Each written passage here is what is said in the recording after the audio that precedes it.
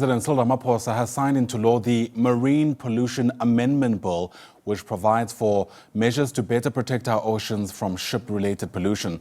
This piece of legislation is born out of the recognition that ships can pollute our oceans in various ways, from oil spills to harmful chemical sewage and garbage. Let's get reaction to this decision now. Bring in Greenpeace's Ndalo Myeza, who joins us now via our video link. Sia, it's lovely to see you. Thanks very much indeed for making time. In layman's terms, what does this bill allow the government to do in order to protect our oceans? Good day, Ayanda, and thank you so much for having us. Basically, this bill allows for government, or at least the authorities, the maritime authorities, to enforce more harsher punishments to the ships that may pollute or contradict the law. So basically, this amendment is crucial. It's a crucial step for the protection of our oceans, particularly the increase of the penalty from 500,000 to 10 million rands, which finally gives to the enforcement efforts. And of course, given the 3,000-kilometer coastline and the vital economy, deserves this level of protection. How easy is it, though, to monitor whether or not there's compliance, given just how vast the coastline is and how many different stakeholders are involved there?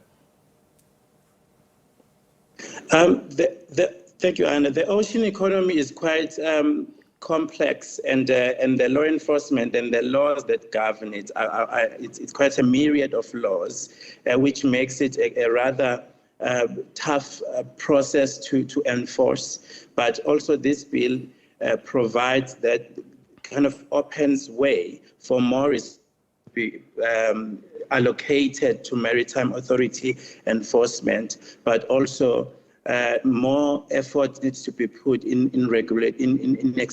inspection of ships in our ports and exclusive economic zones.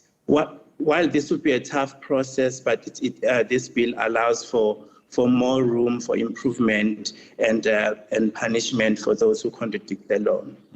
You spoke about a fine, in some instances, being able to reach 10 million rand, I think is the figure you've quoted.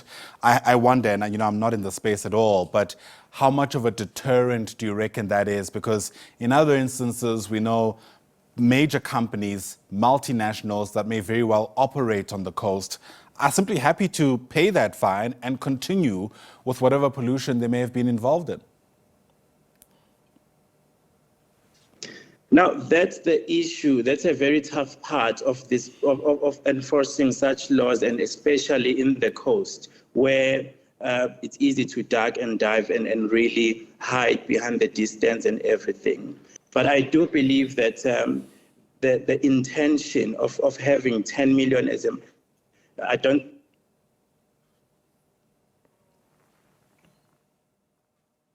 the crimes that are committed and what the consequences thereafter.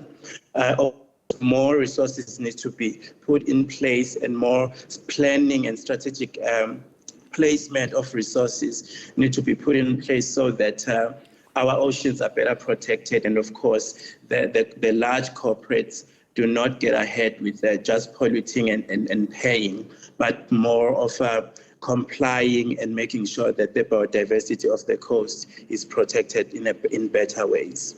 All right, Myeza, thank you so much for helping us understand this particular piece of legislation. Hopefully it does what it's intended to. Sia is the climate and energy campaigner with Greenpeace. Once again, thanks very much indeed.